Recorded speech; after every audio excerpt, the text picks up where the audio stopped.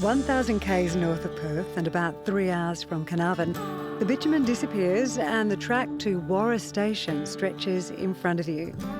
Warroora is a working cattle station right on the edge of the Ningaloo Reef.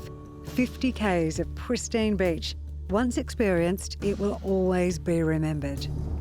The trouble is, in the past, if you wanted to come out here and stay, it was pretty much limited to people with four-wheel drives or who could camp completely off-grid. Not anymore though. Times out at the station are changing and there are even hot showers. Before we check in though, I want to show you what all the fuss is about with the beaches. But which beach to immerse yourself in? Recognise the name? Yes, as in the supermodel, she stayed, loved it. They named a beach after her. One thing you do need to bring when you come up here is your mask, because the view under the water is every bit as good as what you can see from up here. Oh, and bring your fishing rod. 50 k's of coast means a lot of fish. And surf breaks. When the swell is up, this place goes off, and there are so many breaks from just off the sand to a little bit further out. Just back from the crystal blue water, the homestead and its outbuildings are being slowly transformed and repurposed. Let's check in and meet our host, Exmouth born and bred Marty. Warroora is just over 250,000 acres. It was chopped off Manilia when they downsized the size of the stations, and so Warroora was the outpost. And we were running sheep on it up to about half a dozen years ago, and we've now into the beef trade. What did your mum fall in love with when she bought it?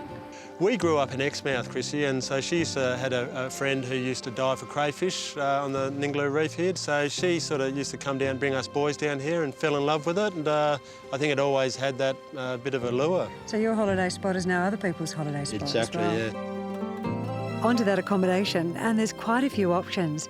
Think rustic and comfy. My Digs, the old homestead, is great for a group of friends or a couple of families. It's also a great place to just put your feet up, read a book and spot a kangaroo or two. Then there's the old Shearers Quarters that's got cabins, all with outside bathrooms.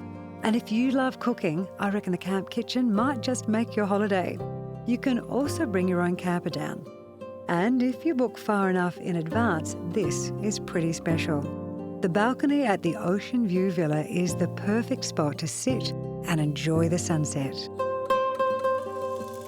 What are your favourite things to do around here? Pretty hard to pin one down, Chrissy, but probably I enjoy going down to the front beach here, the Shack Beach, which of course everyone around the complex has access to as well.